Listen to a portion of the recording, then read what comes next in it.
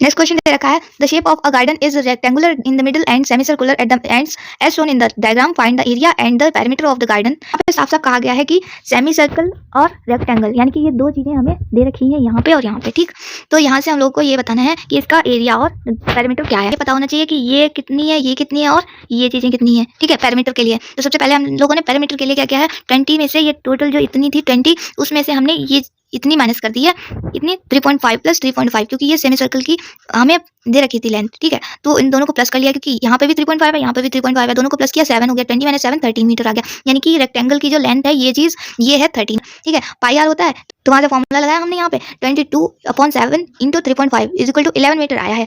अब ये semi circular part कितने थे, डबल थे, इसलिए 2 की मल्टीप्लाई करा दी गई यहाँ पर, आप देख सकते हैं। ठीक है, तो 22 मीटर आ गया है। इसके बाद में यहाँ पर क्या किया गया है कि पैरामीटर ऑफ गार्डन यहाँ से फाइंड कर सकते हैं कि देखो एक कितना था 11 मीटर था। ठीक है, दूसरे को भी मिला दिया तो कितना होगा, टोटल 22 मीटर के हो गए। ठीक है, और इधर वाली लेंथ मिला दी थी तो 13 इधर प्लस कर दी, कितनी आ गई 48 मीटर हमारा पैरामीटर आ गया।